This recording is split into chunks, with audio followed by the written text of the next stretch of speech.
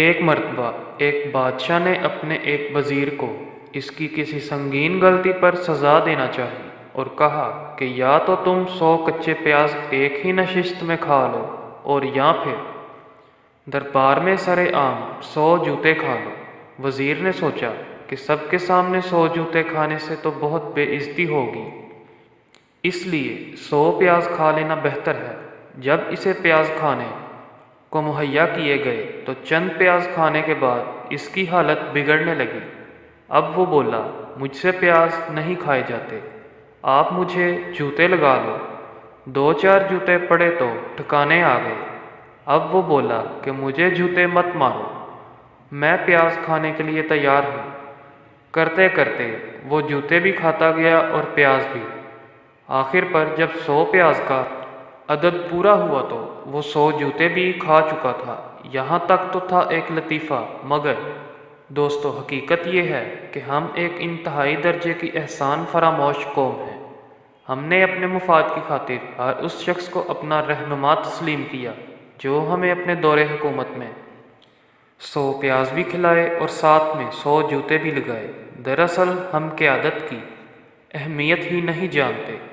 بقول حکیم الامت علامہ محمد اقبال، مکر کی چالوں سے بازی لے گیا، سرمایہ دار انتہائی سادگی سے کھا گیا۔ مزدور مات مثل مشہور ہے کہ جس قوم میں پھوٹ ڈالنی ہو اس کے لیڈرز کو متنازع بنا دو۔ یہی حالت ہم پاکستانیوں کی بھی ہے۔ ہم میڈیا وار سے متاثر ہو کر انتہائی بے وقوف بنتے ہوئے اپنے نبض شناسوں اور حقیقی رہنماؤں کو اپنا قاتل سمجھ کر انہیں گالیاں دینے لگتے ہیں اور ہر الیکشن میں انہیں لٹیرے حکمرانوں کو ووٹ دیتے ہیں جو ہمیں 100 پیاز بھی کھلا چکے ہوں اور 100 جوتے بھی لگا چکے ہوں۔ حالانکہ ہمیں چاہیے کہ ہم اپنے حقیقی رہنماؤں کو پہچانیں جو واقعی وطن عزیز کی سربلندی کے لیے جان توڑ محنت کر رہے ہیں۔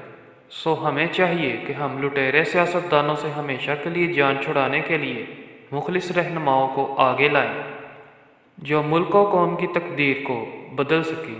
اگر ہم نے مخلص رہنماؤں کے ساتھ بے وفائی اور لٹیرے سیاستدانوں کے ساتھ وفاداری کا سلسلہ جاری رکھا تو کوئی مخلص رہنما ہماری ڈوبتی ناؤ کو کنارے لگانے کے لیے آگے نہیں آئے گا، اور اگر یہ شریف النفس رہنما سیاست کو برا سمجھ کر کنارہ کشی اختیار کیے رہے تو ہم یوں ہی بد سے بدترین کی طرف عازم سفر رہیں گے۔